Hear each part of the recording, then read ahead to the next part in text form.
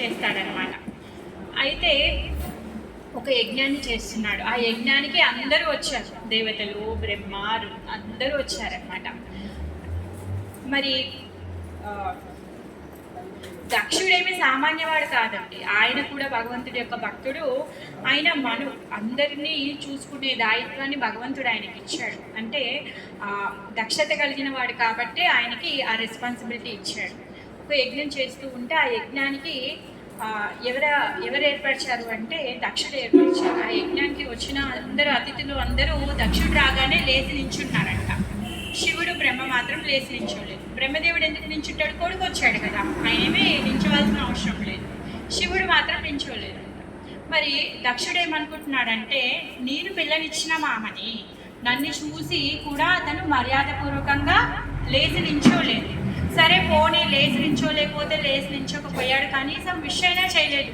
మామగారు బాగున్నారా, వెల్కమ్, ఏదో ఒకటి అలా అయినా కూడా చేయలేదు అనేసి తను బాగా అవమానించినట్టుగా ఫీల్ అవుతున్నాడు అనమాట. కానీ శివుడు అసలు ఆ ఉద్దేశంలోనే లేడు. చెప్పుకున్నాం కదా, శివ అంటే పరమ మంగళకరం. అసలు ఆయన ఎవరికి హాని చేయాలని ఆయన ఉద్దేశమే కాదు. ఆయన ఎప్పుడూ భగవంతుడి యొక్క రాముడి మీద తన ధ్యానం ఉంటుంది. ఆయన మనసులో ఎప్పుడు రాముడి యొక్క పాద పద్మాలను తలుస్తూ ఉంటారనమాట. ఆయన హృదయంలో ఎప్పుడు భగవంతుడి యొక్క రూపాన్ని దర్శిస్తూ ఉంటారనమాట. తను ఇంకా పని తప్పితే ఇంకా వేరే పని ఏమి చేయదు. తను కూర్చొని కళ్ళు మూసుకొని అదే ధ్యానంలో ఉన్నారనమాట. దక్షుడు వచ్చింది కూడా తనకి తెలియదు. దక్షుడు కోపం వస్తుంది, నా పట్ల నా అల్లుడు కొంచెం కూడా రెస్పెక్ట్ ఇవ్వలేదు అని చెప్పేసి. సరే, తనకంటే బైరాగి, అసలు నార్మల్గా బ్రతకడం కూడా రాదు, అయినా నేను దయతలిచి నా కూతురునిచ్చి పెళ్లి చేశాను. పెళ్లి చేసినందుకన్నా నన్ను మామగారుగా స్వీకరించారు కదా, ఇప్పుడు కొంచెమన్నా మర్యాద ఇవ్వాలి కదా, ఇవ్వట్లేడు అని చెప్పేసి కోపం వస్తుంది అనమాట. కోపం వచ్చేసి తను శివుని శపించేస్తాడనమాట. నీకు యజ్ఞంలో భాగం ఉండదు, నీకు అర్చన పూజ ఏది ఉండదు అని చెప్పేసి శపించేస్తాడు. అయితే ఈ సంఘటన అంతా చూస్తున్నా నందికి కోపం వచ్చింది. శివుడికేమి కోపం లేదు, ఆయన అందరి జీవుల పట్ల ఆయనకి చాలా దయ ఉంటుంది. ఆయన దక్షుడు సరేలే ఆయన అజ్ఞానంతో ఉన్నాడు అనేసి ఆయన అనుకున్నాడు. కానీ నందికి చాలా కోపం వచ్చేసరికి నంది ఏం చేస్తాడంటే తిరిగి శాపం పెడతాడనమాట. నంది తిరిగి శాపం పెట్టేలోపు అక్కడ యజ్ఞాన్ని చేయడానికి వచ్చినటువంటి భృగు మహర్షి వీళ్ళందరూ మళ్ళీ శాపాలు పెట్టుకుంటారు. ఇక్కడ అంతా ఏమైందంటే ఒకరితో ఒకరు శాపాలు పెట్టుకొని యుద్ధం మొదలైపోయింది. విశాప యుద్ధం అనమాట. అందరూ ఒకరి మీద ఒకరు పెట్టుకున్నారు. అప్పటికి శివుడు అక్కడి నుంచి వెళ్ళిపోతాడు. అసలు ఇక్కడ ఉన్న వాళ్ళకి ఎవరికి బుద్ధే లేదు. ఊరికే వాళ్ళు ఏంటి ఈ శారీరక భావనలో ఉండి వాళ్ళు ఒకరి మీద ఒకరి విధంగా చేసుకుంటున్నారు అని చెప్పేసి అక్కడి నుంచి శివుడు వెళ్ళిపోతారనమాట. వెళ్ళిపోయిన తర్వాత కొన్ని వందల సంవత్సరాల తర్వాత మళ్ళీ దక్షుడు ఒక యజ్ఞాన్ని మొదలుపెట్టాడు. దక్షుడు ఆ యజ్ఞాన్ని మొదలుపెట్టాడైతే మొత్తం విశ్వంలో ఉన్న వాళ్ళందరికీ కూడా ఇన్విటేషన్ ఇచ్చాడు. కానీ కూతురికి అల్లుడికి మాత్రం ఇన్విటేషన్ ఇవ్వలేదు.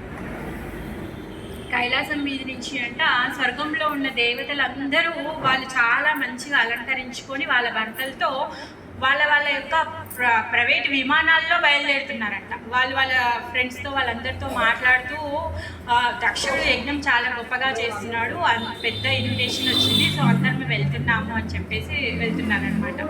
అయితే ఇవన్నీ విషయాలు విన్న సతీదేవి ఏమంటుందంటే, నేను మా అమ్మగా వాళ్ళ ఇంటికి వెళ్తాను అనేసి అంటుందన్నమాట. పర్మిషన్ అడుగుతుంది. తను అడిగితే శివుడు అంటారు, లేదు అనువు కాని చోటికి వెళ్ళకూడదు, మనకి ఇన్విటేషన్ రాలేదు కాబట్టి మనం వెళ్ళాల్సిన అవసరం లేదు అనేసి చెప్తాడు. అయితే అప్పుడు తను అంటుంది, పార్వతి అమ్మ ఏమి తనకి తెలీదా, రూల్స్ తెలియకుండా ఏమైనా ఉంటాయి, అలా ఏమి లేదు. సో పార్వతి అమ్మ ఏమంటుందంటే, అమ్మగారింటికి, భర్త దగ్గరికి, స్నేహితుడి దగ్గరికి, బంధువుల ఇంటికి కబురు చెప్తేనో లేకపోతే వాళ్ళు ఇన్విటేషన్ ఇస్తేనో మనం వెళ్ళాల్సిన అవసరం లేదు కదా, మీకు తెలీదా నేను మా అమ్మగారింటికి వెళ్ళాలి అంటే నాకు ఇన్విటేషన్ వస్తేనే నేను వెళ్ళాలా అనేసి తను అంటుంది అనమాట. అప్పుడు శివుడు అంటారనమాట, నువ్వు అన్నది కరెక్టే, కాకపోతే మీ నాన్న ఆయన విచక్షణని కోల్పోయాడు, ఆయన అజ్ఞానంలో ఉన్నాడు, ఆయన శారీరక భావనలో ఉన్నాడు, ఆయనకి ఐశ్వర్యం అనే అంధకారంలో ఉన్నాడు. ఆయన ఏమనుకుంటున్నాడు, ఇప్పుడు బయటకి కనిపించేటటువంటి ఏదైతే దక్షుడు చాలా పెద్ద గొప్ప ఇంట్లో ఉంటాడు, పేరు, ప్రతిష్ట, పదవి, అందరూ ఋషులు, మునులు, దేవతలు అందరూ కూడా నమస్కారాలు చేస్తూ ఉంటారు. మరి అలాంటి ఐశ్వర్య మతంలో ఉన్న అతను లేదు, అలాంటి అంధకారంలో ఉన్నాడు మీ నాన్న నిన్ను అర్థం చేసుకోలేడు, అందుకే నువ్వు వెళ్ళొద్దు అని చెప్తాడనమాట. అయినా కానీ పాపం తను తల్లిగారింటికి వెళ్తే, నేను ఇప్పుడు వెళ్ళాడనుకో, ఇంట్లో ఫంక్షన్ ఉంటే అక్క చెల్లెళ్ళు అందరూ వస్తారు, ఫ్రెండ్స్ వస్తారు, పెద్దమ్మలు చిన్నమ్మలు అందరూ వస్తారు కదా, నేను ఇప్పుడు ఈ టైంలో వెళ్తే నేను అందరినీ కలిసి రావచ్చు అని చెప్పేసి తను ఏదో చెప్తుంది అనమాట. అప్పటికి శివుడు అంటాడు, కాదు, నువ్విప్పుడు ఈ సమయంలో వెళ్తే మీ నాన్న మాట్లాడే మాటలు ఏవైతే ఉన్నాయో అవి బాణాల కంటే ఎక్కువగా గాయపరుస్తాయి. బాణాలతో గాయపడినటువంటి గాయాలు మానిపోతాయి, కానీ మీ నాన్న మాట్లాడే మాటలకి నువ్వు తట్టుకోలేవు, నువ్వు నీ ప్రాణాన్ని త్యాగం చేయడం కూడా వెనకకి వెళ్ళవు అని చెప్పేసి ఫ్యూచర్ కూడా చెప్పేస్తాడు. కాకపోతే పార్వతి సతీమాత లేదు నేను వెళ్తాను అని చెప్పేసి తను ఇంకా మొత్తం కంప్లీట్ పర్మిషన్ రాకుండానే సతీదేవి బయలుదేరుతుంది అనమాట అమ్మగారికి. అయితే సతీ వెళ్తుంది అని చెప్పేసి పరమశివుడు ఏం చేస్తాడంటే నందిగణాన్ని అందరినీ ఇచ్చి పంపిస్తాడనమాట. వెనక అమ్మకి ఇచ్చి పంపిస్తాడు. ఆమెకి ఏమి దారిలో ఏ కష్టం కలగొద్దు అని చెప్పేసి, అక్కడికి వెళ్ళిన తర్వాత ఆమెకి ఏమీ ఇబ్బంది రావద్దు అని చెప్పేసి నందిగణాన్ని అంతా ఇచ్చి పంపిస్తాడు. ఆ విధంగా బయలుదేరుతుంది వస్తుంది. యాక్చువల్గా పార్వతీమాతకి వెళ్ళి సతీమాతకి అక్కడికి వెళ్ళి ఏదో వాళ్ళ అమ్మని, వాళ్ళ అక్క చెల్లెల్ని, వాళ్ళ చుట్టాలని అందరినీ చూసి ఏదో హమ్ చేయాలి అనే ఉద్దేశం కాదు. ఆమె హృదయంలో ఏముంది అంటే, పరమ మంగళకరుడైనటువంటి శివుని పట్ల అపరాధం చేస్తున్నాడు మా నాన్న, ఈ అపరాధం వల్ల తన అధోలోకానికి వెళ్ళిపోతాడే ఈ అజ్ఞానం వల్ల. అందుకే వాళ్ళ నాన్నని వాళ్ళ భర్త పట్ల అపరాధం చేయకుండా ఆమె యొక్క భర్త ఎంత మంగళకరమైన వాడో చెప్పడం కోసము, సర్ది చెప్పడం కోసం వెళ్తాను అని చెప్పేసి తను వెళ్తుందన్నమాట. ఎందుకంటే ఆయన చేసేటటువంటి యజ్ఞంలో ఆయన ఇప్పుడు భాగాన్ని ఇవ్వకుండా యజ్ఞం చేస్తున్నాడు. మరి అది చాలా పరమ అపరాధం. ఆ అపరాధం నుంచి తండ్రిని తప్పించాలి అని చెప్పేసి తను వెళ్తుంది. ఆమె లోపల ఉన్నటువంటి ఉద్దేశం అది. అలా వెళ్ళి తను ఏమనుకుంటుంది అంటే, నాన్నకి నేను చాలా ఇష్టం కదా, నేను చెప్తే నాన్న వింటాడు అనేసి తను అనుకుంటుంది అనమాట. ఆ విధంగా బయలుదేరుతుంది. అక్కడికి వెళ్ళిన తర్వాత అమ్మ అక్కలు అందరూ రిసీవ్ చేసుకుంటారు. కాకపోతే తను వాళ్ళకి ఎవరికి రెస్ప్రోకేట్ అవ్వదు. కానీ వాళ్ళ నాన్న ఒక్క మాట కూడా మాట్లాడాడు. ఎప్పుడు వచ్చావు, ఏం సంగతి రా, అసలు ఏంటి, ఏది మాట్లాడాడు వాళ్ళ నాన్న. మాట్లాడకుండా పర్వాలేదు అని చెప్పేసి తను అలానే ఊరుకొని వెళ్ళి చెప్తున్నాడు. చూసే ఏదైతే నీ కళ్ళతో చూసే ఐశ్వర్యం ఏదైతే ఉందో ఆ ఐశ్వర్యము నీకు చూపులకు మాత్రమే ఉంది. నా భర్త తలుచుకుంటే ఇలాంటి ఐశ్వర్యాలని ఎన్నింటినో నీ ముందు ఉంచగలుగుతాడు. కాకపోతే ఆయన అందరి యొక్క మేలు కోరి తను ఆ విధంగా శ్మశానంలో ఉంటాడు, ఆ విధంగా తపస్సు చేస్తూ ఉంటాడు. ఆయన పరమ భక్తుడు. ఆయన ఎప్పుడు భగవంతుడి యొక్క నామాన్ని జపిస్తూ ఉంటాడు. మీ పట్ల కానీ ఎవరి పట్ల కానీ ఆయన అపరాధం చెయ్యడు. ఎవరి పట్ల కూడా ఆయనకి ద్వేషం అనేది లేదు, అమర్యాద అనేది లేదు అని చెప్పేసి తండ్రికి చాలా విధాలుగా తను నచ్చ చెప్తుంది. కానీ తండ్రి అర్థం చేసుకోడు అనమాట. అర్థం చేసుకోకుండా చాలా గొప్ప యజ్ఞం చేస్తున్నాడు. ఆ యజ్ఞాన్ని కంటిన్యూ చేస్తున్నారు. ఆ యజ్ఞంలో శివుడికి భాగం లేదు. ఎందుకంటే శివుడి పేరు మీద ఏమీ ఆఫీసులు ఏమీ వాళ్ళు అర్పించట్లేదు. అందువల్ల సతీదేవి ఏం చేస్తుంది అంటే, తను నా భర్తకి అవమానం జరిగింది అని చెప్పేసి తన దేహాన్ని త్యాగం చేయాలి అనుకొని అగ్నిదేవుడిని పిలిచి తన దేహాన్ని త్యాగం చేస్తుంది. మరి తన దేహాన్ని త్యాగం చేయాల్సిన అవసరం ఏముందండి? తండ్రి అర్థం చేసుకోలేదు కదా, మరి వెళ్ళిపోవచ్చు కదా శివుడి దగ్గరికి అనిపిస్తుంది. తను ఏమంటుంది అంటే, నేను నా భర్త దగ్గరికి వెళ్తే నన్ను దాక్షాయిని అని పిలుస్తాడు. నా భర్త నన్ను దాక్షాయిని అని పిలుస్తాడు. అంటే నా తండ్రికి నా భర్త యొక్క గొప్పదనం తెలియదు. ఆ తండ్రి నుంచి వచ్చినటువంటి శరీరం నాకు వద్దు అని చెప్పేసి తను ఆ శరీర త్యాగం చేసేస్తుంది అన్నమాట. అలాంటి స్థలమే ఈ కంకల్. మీరు రేపు వెళ్ళి దర్శనం చేసుకోబోతున్నారు. ఆ కంకల్లోనే దక్షుడు యజ్ఞం చేశాడనమాట. అక్కడే సతీదేవి తన దేహ త్యాగం చేసింది. మరి సతీ ఇంకా శివ వీళ్ళిద్దరూ అనంతకాలం శాశ్వతమైన దంపతులు. వాళ్ళు అంటే మనము భౌతిక ప్రపంచంలో ఉన్నాం కాబట్టి మనం శారీరక భావనతో సరే తను వచ్చి పెళ్లి చేసుకుంది అలా అనేసి మనం చూస్తాం. కానీ ఈ పెళ్లి వ్యవహారాలు ఇవేవి కాదు. వాళ్ళు ఎప్పటికీ నిత్యంగా వాళ్ళిద్దరూ కలిసే ఉంటారనమాట. ఈ సతీదేవి శరీరంలో తర్వాత పార్వతీ శరీరంలో వచ్చి శివుడిని తను పొందుతుంది ఆ విధంగా.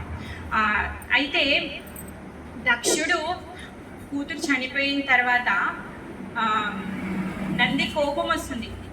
తను అయ్యో నేనేం చేయలేకపోయానే, నా నా స్వామి నా నా అమ్మ అసలు నేనేం రక్షించలేకపోయానే అని చెప్పేసి నందికి కోపం వచ్చి యజ్ఞస్థలాన్ని అంతా అల్లకొల్లోలం చేస్తారు శివగణం అంతా. అయితే ఈ విషయము శివుడికి తెలిసి శివుడి యొక్క జడ్డలో నుంచి ఒక పాయం తీసి నేలకేసి కొడతాడనమాట. వీరభద్రుడు వస్తాడు. వీరభద్రుడేనా? వీరభద్రుడు వస్తాడు. ఆ వీరభద్రుడు వచ్చి ఆ యజ్ఞ స్థలంలో వీరభద్రుడికి ఇంకేం ఆజ్ఞాపిస్తాడంటే దక్షుడి యొక్క తలని తీసేయమనేసి ఆ యజ్ఞ స్థలం అంతా నాశనం చేయమని చెప్పేసి ఆజ్ఞాపిస్తాడు అనమాట. వీరభద్రుడు వచ్చి యజ్ఞ స్థలం అంతా నాశనం చేసేస్తాడు. భృగు యొక్క కన్ను పీకేస్తాడు. తర్వాత దక్షుడి యొక్క తల కట్ చేసేస్తాడు అనమాట. చేసిన తర్వాత దక్షుడికి మళ్ళీ ఈ దేవతలందరూ కూడా వెళ్ళి శివుణ్ణి ప్రార్థిస్తారనమాట. ఎందుకు అంటే దక్షుడు తలపెట్టినటువంటి యజ్ఞం చాలా గొప్ప యజ్ఞం, ఇది అసంపూర్తిగా అయిపోయింది, ఆ యజ్ఞాన్ని కంప్లీట్ చేయాలి అని చెప్పేసి ఈ దేవతలందరూ వెళ్ళి బ్రహ్మ దగ్గరికి వెళ్తే బ్రహ్మతో కలిసి అందరూ కైలాసానికి వెళ్తారనమాట. కైలాసానికి వెళ్ళి శివుణ్ణి ప్రార్థిస్తారు. శివుణ్ణి ప్రార్థిస్తే అప్పుడు మళ్ళీ శివుడు వస్తాడు. దక్ష యజ్ఞ స్థలానికి వచ్చి దక్షుడికి మళ్ళీ మేక తలను పెట్టి మళ్ళీ ఆ యజ్ఞస్థలం అంతా పవిత్రీకరించి ఈ యజ్ఞాన్ని మొత్తము మళ్ళీ కొనసాగిస్తారనమాట.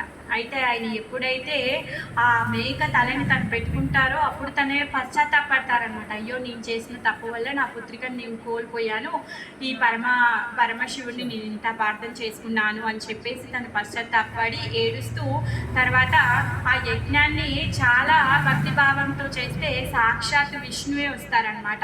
లాస్ట్కి ఏదైతే హవిస్సులు అర్పిస్తాడో అప్పుడు ఆ విష్ణువు వచ్చినప్పుడు ఈ దక్షుడు ప్రార్థిస్తాడనమాట. మీ యొక్క పాదాలు ఇక్కడ శాశ్వతంగా ఉండాలి, మీరు ఇక్కడ శాశ్వతంగా ఉండాలి అని చెప్పేసి ప్రార్థిస్తారనమాట.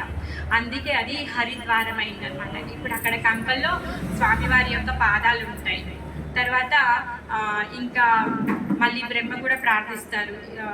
వేరే వాళ్ళందరూ బ్రహ్మను కూడా మీరు ఇక్కడ ఉండండి అని ప్రార్థిస్తారు. శివుని కూడా అందరు కాబట్టి శైవులకి తర్వాత వైష్ణవులకి అందరికీ కూడా హరిద్వారం ముఖ్యమైన స్థలం అన్నమాట. అందరూ అక్కడ ఉంటారు కాబట్టి. ఓకేనా? హరే కృష్ణ. హరిద్వార్కి జై.